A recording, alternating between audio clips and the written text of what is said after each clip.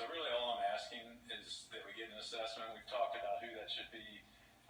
They've suggested someone else who I think we probably agree on a valid third party to assess the trees, save the legitimate trees. I understand a pear is not a favored tree anymore, but there's so many significant trees if you drive down there. I wish you could see the video, but it's worth a drive down that. In the process of saving these trees, not to allow the proposed water basins, which, this plan provides a lot.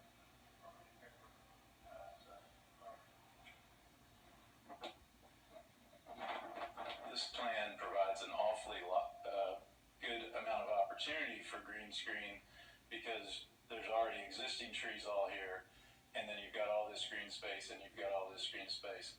The only point where there was a question, for me is, hey, there's not enough room here. There's 14 feet. We talked about it, and I believe you'll hear that, we've agreed to add 10 more feet to allow for green screen to be planted.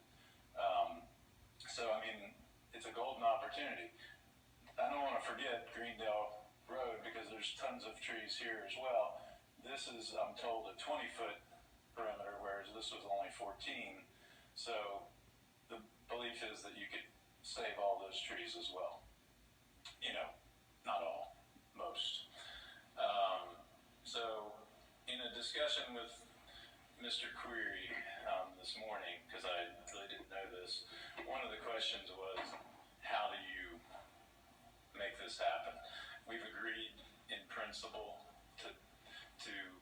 I'm willing to put up half the cost of evergreens that I showed for all along Sandersville to fill in. So, those cost about $100 a piece. So my theory is I can invest between $5,000 and $10,000 and add 100 plus trees. I think it's worth it because they'll pay half, I'll pay half. I've talked to Stephen Hillemeyer, who is a neighbor. He's willing to not do it for free, but to do at a very discounted price the plantings of those additional evergreens. So I think the idea is there, and the only thing that's missing, and Tim pointed it out, is that he doesn't have any power. He can't stop the bur oaks you talked about going down or anything else. If you put it in a tree protection plan, if you make the perimeter trees tree protected, and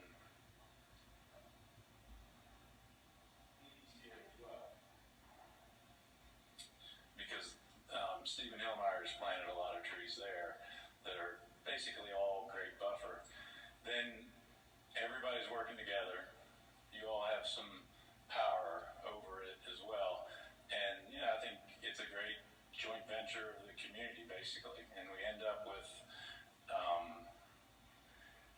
the right result. So what I've asked for is the additional 10 feet, planting the green screen, and underground utilities. You have to be careful that the utilities are on the inside so they don't gut all those trees, because you can easily ruin a lot of trees, and I've planted a lot of trees in my life. And the other thing is the sidewalks and curbs that you avoid. On Sandersville, you only have about 10 houses where that's even an issue because of all that additional green space.